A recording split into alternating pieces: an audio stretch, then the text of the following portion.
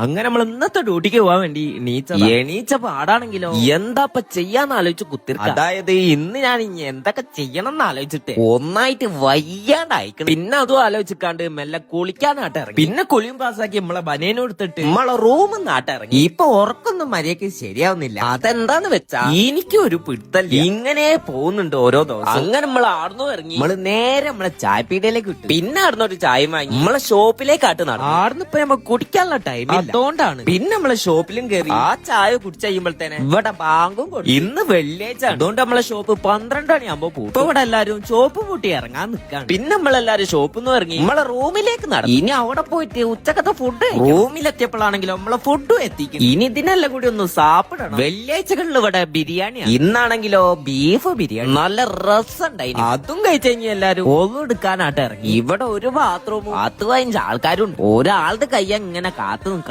റൂമിൽ നിന്ന് ഇറങ്ങിയപ്പോഴാണെങ്കിലോ ഇവിടെ എംപിന്റെ തണുപ്പ്. ഇവിടെ ഇപ്പൊ തണുപ്പതിനെ കൊണ്ട് മര്യാദക്ക് പുറത്തിറങ്ങി നടക്കാൻ കഴിയും. അങ്ങനത്തെ തണുപ്പാണ് ഇവിടെ. ആദ്യം ഓതെടുത്ത് വന്ന ടീംസ് നമ്മളെയും കാത്ത് ഇവിടെ ഇങ്ങനെ നിൽക്കുന്നുണ്ട്. ഓന്റെ ഇനി നിസ്കാരപ്പെടാം. പിന്നെ നിസ്കാരം കഴിഞ്ഞപ്പോഴോ അത് എന്റെ കൈമല്ല. ഓനോട് മെല്ലെ റൂമിൽ കൊണ്ടുവച്ചോളാൻ. പിന്നെ അതും കൊണ്ടുവച്ച് മെല്ലെ ഷോപ്പിലേക്ക് ആട്ട് കയറി. ഇനി നമ്മളെ പണി എവിടുന്ന് തുടങ്ങുന്നു നോക്കി നിൽക്കുക. അങ്ങനെ നമ്മളെ സൈഡിലേക്ക് നോക്കിയപ്പോഴാണ് കാണും നമ്മളെ ഷെൽഫൊക്കെ ചെറുതായിട്ട് കാലിയായി കിടക്കുന്നത്. പിന്നെ നമ്മൾ അതിന്നാട്ട് തുടങ്ങി നമ്മളിവിടുത്തെ പണികൾ. ഇനി ഇത് കയറ്റി കഴിഞ്ഞിട്ട് വേണം നമുക്ക് വേറെ സൈഡിലേക്ക് പോകാൻ. ഇവിടേക്ക് വന്നപ്പോഴും ഇവിടുത്തെ ഷെൽഫും കാലി. പിന്നെ ഇവിടെ ഒന്ന് ഫുള്ളാക്കി കൊടുത്ത് നമ്മള് അല്ലറ ചില്ലറ പണികളും കൂടി തീർത്തപ്പോഴത്തേക്ക് ഇവിടെ രാത്രി വായിക്കും. ഞാനാണെങ്കിലോ രാത്രിക്കത്തെ ഫുഡും കഴിച്ചു വന്നത്. നമുക്ക് ഇനി അടുത്ത പണി എന്തേ വരുന്നുണ്ടോ നോക്കി നോക്കിയെന്ന വാരി തന്നെ നമുക്ക് പണിയും കിട്ടി. ഈ തണുപ്പത്തിടാൻ പറ്റിയ ഒരു ലോഡ് ജാക്കറ്റ്. ഇനി നമ്മള് ഇതിന്റെ മുകളിൽ ഒരു കളി കളിക്കണം. പിന്നെ ഞാനും നമ്മളെ അജ്മലും പണി തുടങ്ങി. ഓൻ സ്റ്റിക്കർ അടിക്കുന്ന പരിപാടിയിലേക്കും കടന്നു. ഞാൻ അതിന് കിണികിണി അടിക്കാനും നിന്നു. നമ്മളെ അലാറം അടിക്കുന്ന കിണികിണി ആട്ടോ. അങ്ങനെ നമ്മളെ പണികളൊക്കെ തീർത്ത് മുന്നിന്ന് നമ്മളെ ചെങ്ങന്മാര് വിളിച്ചു പറയാ വേഗം പണിയും തീർത്ത് ഇറങ്ങണോ കൂട്ടാനയക്കണ്.